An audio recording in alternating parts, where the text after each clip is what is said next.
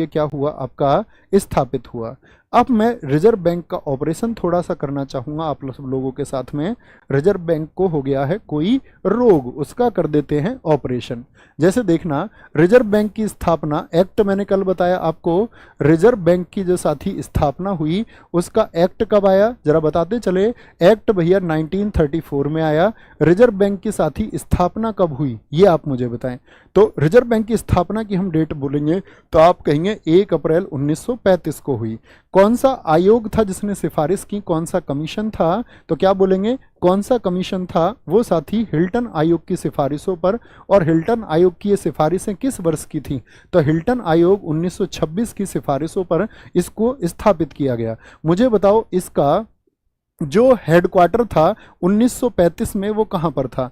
1935 में जो इसका हेडक्वार्टर था वो साथी आपका कोलकाता था। कहाँ था, कोलकाता था। लेकिन 1937 से हेडक्वार्टर कहाँ पर हो गया, 1937 से इसका हेडक्वार्टर हो गया मुंबई, जो आप सब लोग आंसर दे रहे थे।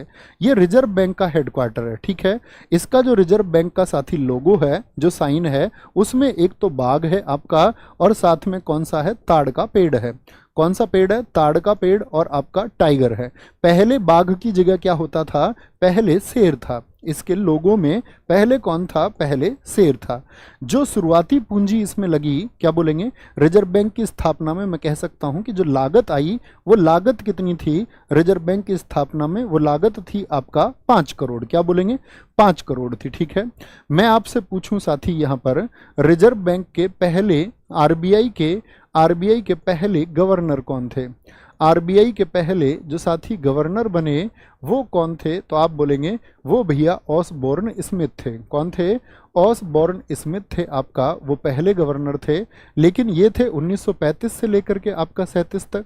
तो भारत आज़ाद हुआ क्या, नहीं जी। तो ये भारतीय भी नहीं है जी भैया, बिल्कुल नहीं है। तो मुझे बताओ आरबीआई के पहले भारतीय गवर्नर कौन थे। आरबीआई के पहले भारतीय गवर्नर जो भारतीय थे और आरबीआई के गवर्नर बने, वो व्यक्ति कौन थे, तो आप क्या बोलेंगे भैया, आरबीआई के पहले जो भारतीय गवर्नर थे वो आपके सीडी देशमुख थे। कौन थे, सीडी देशमुख थे, जो 1943 से भारत की आज़ादी के बाद तक रहे।